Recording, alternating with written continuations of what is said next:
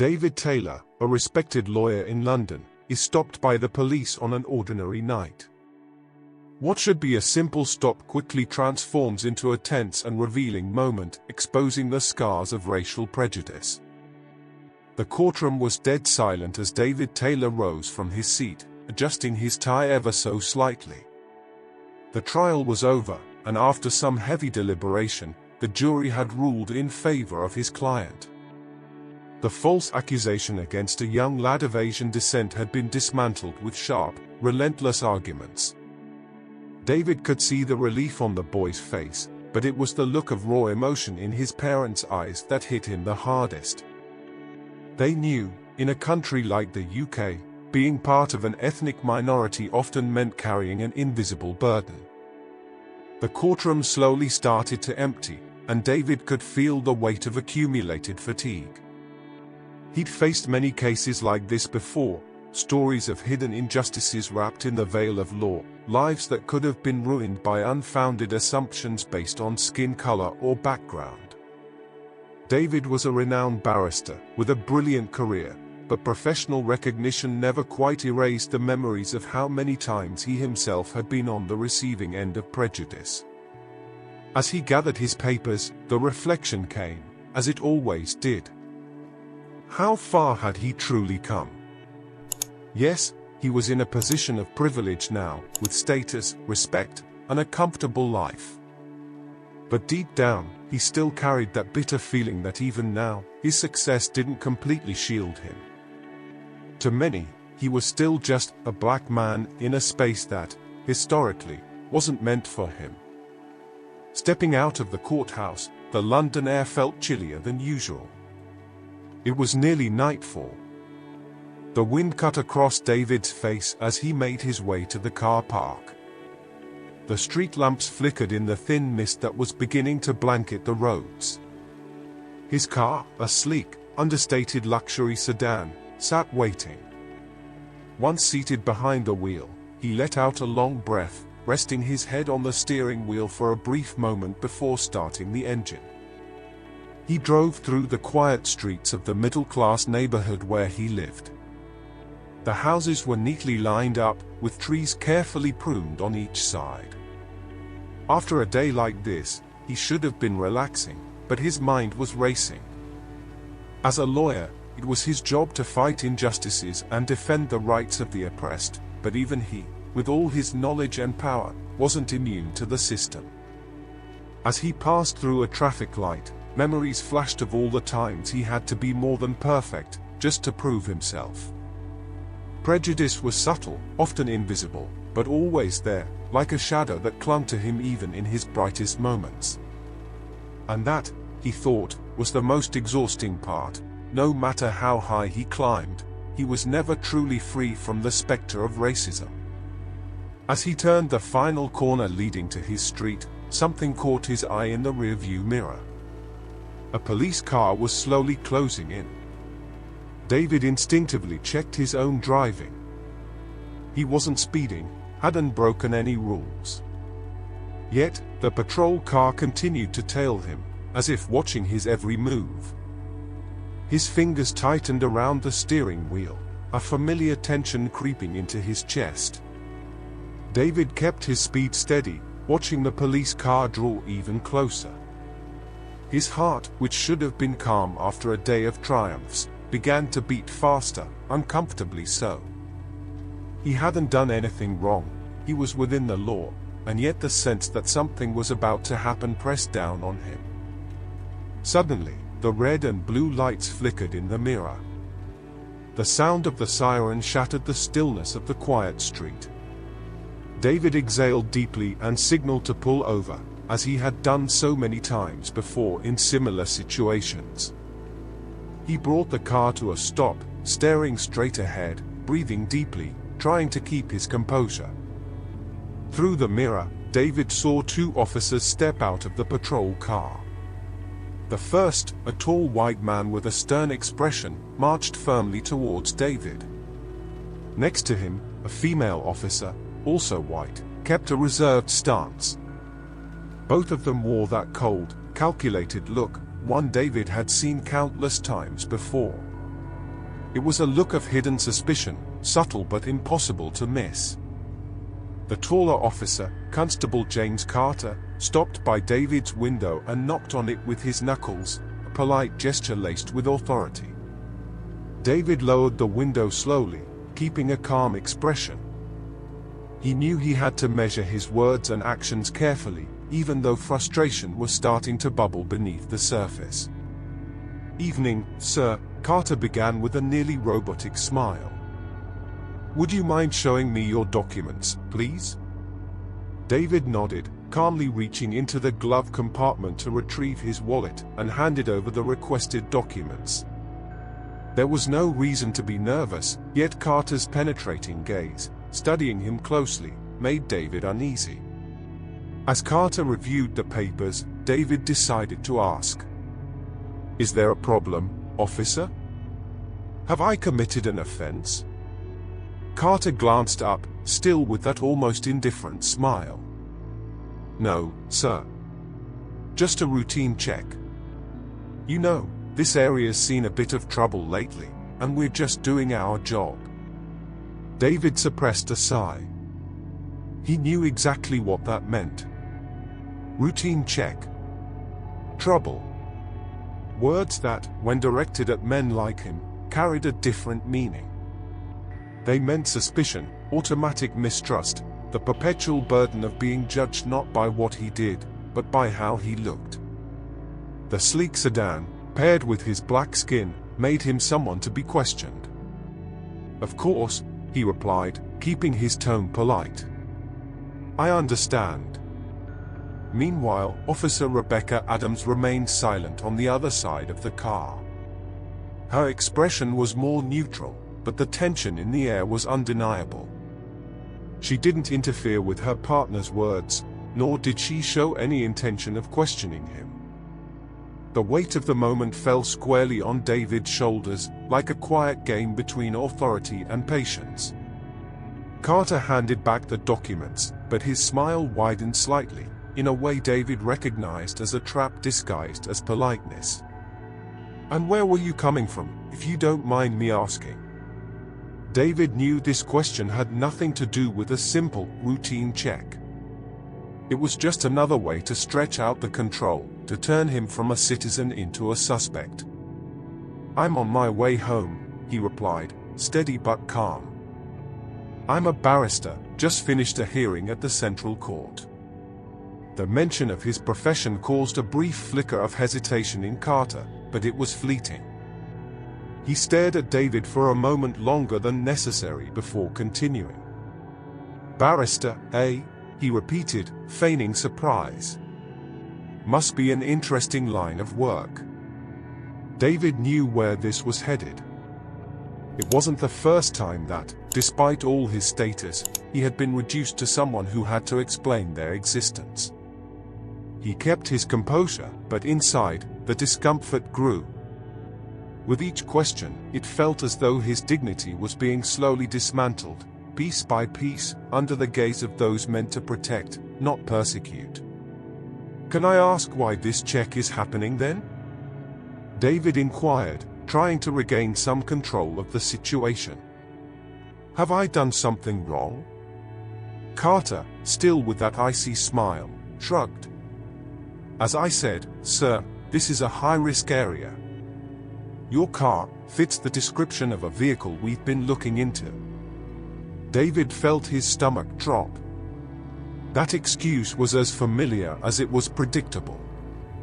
Your car. High-risk area. Carefully chosen words, void of a direct accusation, but loaded with insinuations that couldn't be ignored. Adams, the police officer, stood by quietly.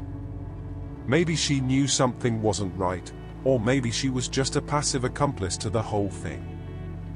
Whatever was going through her mind, her neutrality only added to the growing discomfort. David looked down at his hands on the wheel, gripping it slightly, fighting the urge to raise his voice. Even though he was a respected barrister, fully aware he could end this situation with a few words and the right contacts, he didn't want to escalate things. He was tired of constantly having to prove himself, of having to use every ounce of his self-control just to get through something others would never have to face. But in that moment, he knew. The night, which should have ended peacefully, was only just beginning to drag on. David unfastened his seatbelt with an audible click. The blue lights of the police car flashed in the rearview mirror, casting glimmers of color across his face. He opened the car door slowly, but inside, a storm of emotions was brewing. He was exhausted from having to explain himself, exhausted from being stopped, from being viewed as a threat or an anomaly just for existing, for being who he was. He stepped out of the car, keeping his composure, but feeling the weight of every gaze on him, not just the officers, but the onlookers who had now begun to gather at a distance. The windows of nearby houses started to light up, curious silhouettes appearing behind the curtains. David couldn't help but feel that, in every one of those stares, there was a single narrative being spun. What's a man like him doing in a car like that? Officer Carter watched him with that calculated expression, laced with hidden authority, while Adams remained silent, still standing back as if she were nothing more than a passive observer to it all. They were the ones in control. David, a man used to fighting for justice in the courtroom, knew that, in this moment, his word didn't hold the same weight. "Mr. Taylor, we'll just need to do a quick check on the vehicle," Carter said casually, but with a tone that hinted at something deeper, a need to assert control. David closed his eyes for a brief second, taking a deep breath. He knew exactly what was happening here. Stop and search, a procedure that, in theory, was neutral, but in practice, disproportionately affected people like him. How many times had he read about and discussed these cases throughout his career? How many times had he come across stories of black men and women being stopped for no reason, just because their very existence was seen as suspicious? "And why exactly are you searching my car?" David asked, his voice calm but firm. "I've provided my documents, I've been cooperative. What's the legal basis for this?" Carter looked at him with that same tight-lipped smile. It was almost a taunt, a power play. He knew David understood the law, but even so, he chose to ignore it. "Mr. Taylor, we're just following protocol," the officer replied, dodging the direct question. "If you've got nothing to hide, there's no need to worry." The words hung in the air, heavy. David wanted to respond, wanted to challenge the warped logic of being presumed guilty until proven innocent, but he knew things could quickly take a turn for the worse if he didn't keep his cool. That's what experience had taught him. Even when you're in the right, the fight isn't just in the legal arena. It's a constant battle against perception, against the quiet prejudice that shapes every interaction. As Carter and Adams began inspecting the car, David stood beside it with his arms crossed, watching. He knew this search would lead nowhere. There was nothing to find, except for an implicit message: "We can do this to you." The humiliation of having his belongings rummaged through, his personal space invaded, was something he had witnessed from a distance before, and now, he was right in the thick of it. Passers-by looked on, but not a soul spoke up. Perhaps they thought he must have done something wrong to find himself in this situation. Maybe they were just curious. But their silence was deafening. That social indifference, the passivity in the face of injustice and prejudice, only amplified what David already knew: racism wasn't just about what the officers were doing. It was rooted in every judging gaze, in every person who chose to stand by and watch without intervening. As Officer Carter rummaged through David's boot with irritating efficiency, he felt a wave of frustration swell inside him. This search was unnecessary, a way to assert a power that shouldn't even exist. And even though he was a respected barrister, with decades of experience and honor, at that moment, he was just another black man being searched because of a luxury car. David glanced around and saw a few children watching the scene, their bikes resting beside the pavement. They looked on with curious eyes, perhaps intrigued by what was happening. It was then that a deep reflection hit him. How many black boys and girls were growing up witnessing scenes like this? How many understood from an early age that the world would be different for them, harsher, more watchful? That was the real pain. The fact that, even though he was a barrister, a defender of justice, he couldn't change how his color, how his appearance, was perceived in the social imagination. He was trapped in that cycle, just like everyone else. And as Officer Carter closed the boot, having found nothing, David knew the struggle was bigger than him. It was a daily fight he'd have to continue, for himself and for those who would come after. As Officer Carter shut the boot, he straightened up, still wearing a facade of control, but there was something different in his eyes now. Perhaps a hint of discomfort, maybe the absence of anything to justify the prolonged stop, was starting to weigh on him. Still, he wasn't ready to wrap this up. Not yet. "Everything seems to be in order, Mr. Taylor," he said, his tone formal and slightly chilly. "However, for safety's sake, we'd like you to accompany us to the station for further clarification." That phrase hit David like a punch in the gut. Further clarification? He knew this was a blatant abuse of power. There was nothing left to clarify, no logical reason to prolong this public humiliation. It was a tactic. A game. A final move to assert that, even without cause, he was at the mercy of these men's authority. David met Carter's gaze. The tension in the air was palpable. In another context, he might have exploded. He might have raised his voice, demanded immediate respect. But he knew that would be exactly what they were hoping for, a reaction they could use against him, turning him from victim to aggressor. Taking a deep breath, he made a decision. Calmly, he pulled his phone from his jacket pocket. Carter watched him warily, but David showed no sign of threat. With a quick tap on the screen, he dialed his colleague, Tom Parker, one of the most respected lawyers in the UK, and white, an advantage David knew would weigh more than all the credentials he had built up over the years. "Tom, I need a favor," David said, his voice calm but loaded with meaning. "I'm being stopped by the police, and it seems they're planning to take me to the station without any real reason. Yes, I'm close to home. Can you come over?" The calmness in his voice seemed to unsettle the officers slightly. Carter narrowed his eyes, and for the first time that night, Adam's expression shifted. There was a flicker of doubt in her eyes.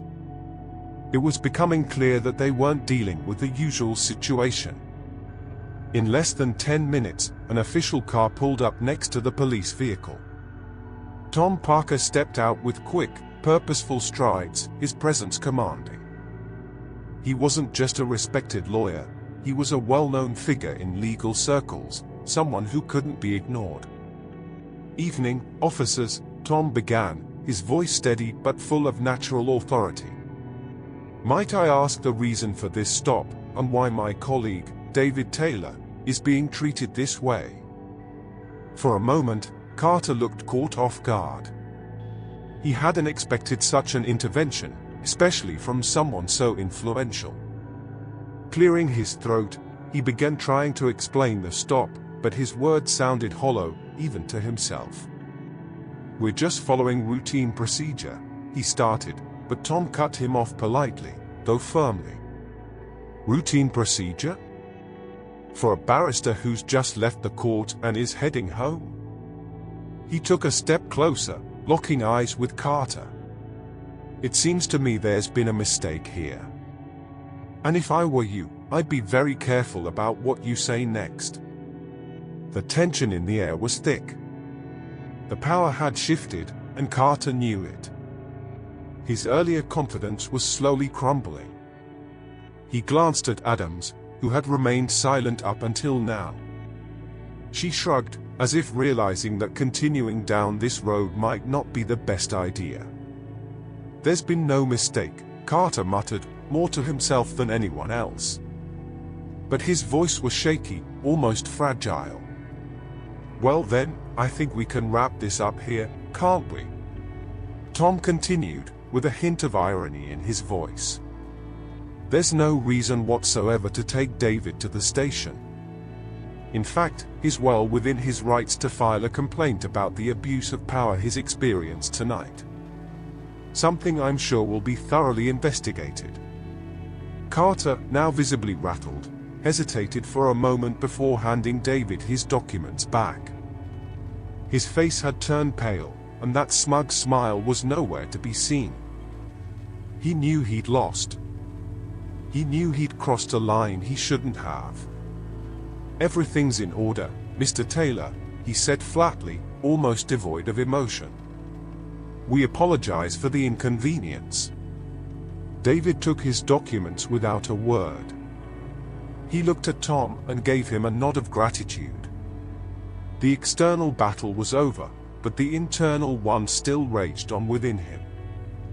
As Tom returned to his car, the officers quickly got into their patrol vehicle and drove off, leaving David alone for a moment in the now quiet street.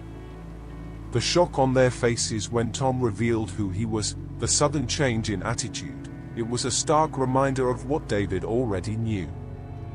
If he wasn't who he was, if he hadn't called in someone with influence, how might this incident have ended?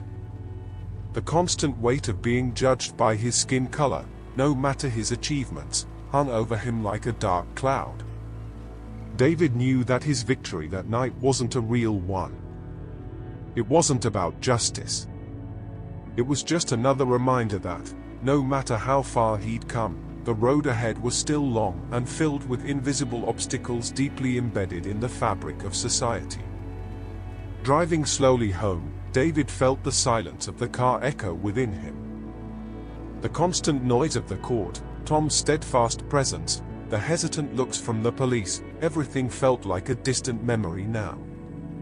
Yet the reality of what had happened still pulsed in his mind, like a wound he knew would take time to heal. As he navigated the quiet, tree-lined streets of the neighborhood, he found himself lost in thought. That stop, that moment of humiliation, wasn't just a one-off incident. It was a reflection of something far bigger, something he fought against every day in the courts, but which had confronted him directly that night, outside the safe confines of his role as a lawyer. No matter how much you achieve, no matter how high you climb, there's always a part of you they'll try to drag down, David thought, his heart heavy. The case he had won in court earlier now seemed ironically linked to what had just transpired. He had defended someone unjustly accused, a victim of systemic prejudice. And that night, he became a new victim of that very system. It was a cruel cycle, where racism didn't choose faces but colors. Where personal achievements felt utterly powerless against an entrenched societal structure. He couldn't help but think of how many people, without the resources or privilege he had, went through similar situations, lacking a support network, lacking a Tom Parker to call. What happened to them? How many lives were silently destroyed in the dark, away from society's critical gaze? David let out a deep sigh, his hands gripping the steering wheel tighter than necessary. It was exhausting to carry this reality every day, this constant internal struggle, this vigilance over himself to avoid reacting, to resist the impulse to fight in a way that could be used against him. Yet, at the same time, he knew he couldn't stop. He understood that, even when tired, even when hurt, his voice and his struggle were needed. The battle for justice was endless, and the change he sought was a long way off. But moments like that, even the painful ones, served as a powerful reminder of why he did what he did. As he parked the car in the garage, David reflected on his choice not to seek revenge against the officers. He could have. He had power, connections, could have blown that incident up in the media, sought more serious consequences. But deep down, he knew that wouldn't change the heart of the problem. Individual punishments didn't undo systemic structures. What he wanted ran deeper. He wanted education, transformation, a society where men like him didn't have to justify or constantly prove they belonged. Where a simple luxury car wouldn't be a reason for suspicion. David got out of the car and walked towards the front door, the night's chill wrapping around him like a cloak. Before stepping inside, he looked up at the starry sky and allowed himself a brief moment of hope. He knew the road was long, that the battles would continue. But he also knew that, little by little, with patience and wisdom, it was possible to plant the seeds of real change. Today was just one battle, he thought. The fight goes on. And I'm here for it. With that thought, he opened the door, stepped inside, and for a moment, let himself breathe. David shut the door behind him, enveloped by the welcoming silence of his home. The soft glow of the hallway light and the scent of polished wood brought a sense of normality that he knew was fragile. He leaned against the wall, exhaling the weariness of a day that felt like it had lasted an eternity. Even in his own home, far from suspicious glances and societal pressure, he felt the weight of what had happened. He looked around, taking in the details that had built his life up to this point. The shelves lined with law books, the framed diplomas, the elegant decor exuding the success he'd worked so hard for. All of it was supposed to reflect who he was, a competent man, admired and respected. But at that moment, those symbols of status felt like nothing more than a thin veneer of protection against a world that insisted on reducing him to nothing more than the color of his skin. He walked into the living room and sank into the sofa, allowing himself to close his eyes for a moment. The day, filled with victories and frustrations, had left him drained. The irony didn't escape him. In court, he was the embodiment of justice, defending the wronged. On the street, he was just another target, caught in a cycle of distrust that seemed never-ending. He thought about Carter's words, the officer who had stopped him. "Just doing my job." How that phrase carried so much weight, so much injustice disguised as bureaucracy. David knew that, for Carter, he wasn't a respected man, not a successful lawyer, just someone who didn't seem to belong in that car, in that neighborhood, in that reality. But what hurt even more wasn't the officer's attitude. He had somewhat expected that. What really tightened the knot in his chest was the passivity of the people watching. The gazes of neighbors, passers-by, all silent, some curious, others indifferent. No one questioned, no one defended, no one bothered to ask if that scene was, in itself, an act of injustice. David reflected on how deep the issue really was. This wasn't just about two officers making an inappropriate stop. It was about an entire society conditioned to accept this reality as normal. Prejudice was silent, invisible to many, but ever present for those who lived it daily. Deep down, he knew the changes he wanted wouldn't come easily. Punishing the officers wouldn't be enough, loud protests wouldn't cut it either. What was needed was a transformation of consciousness, a re-education, a collective awakening that went beyond the written rules and reached the invisible roots of prejudice. His phone buzzed on the table next to him, pulling him from his thoughts.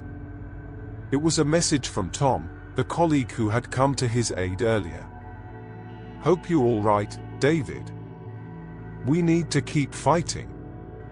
David smiled faintly, recognizing the strength in his friend's words. They did need to keep going.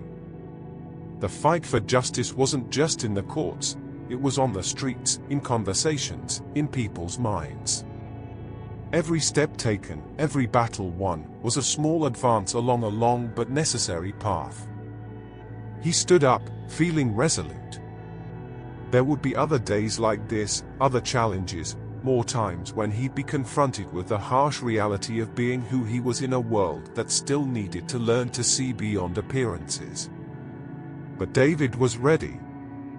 He carried with him the conviction that, even in the most humiliating situations, it was still possible to act with dignity, wisdom, and, above all, purpose.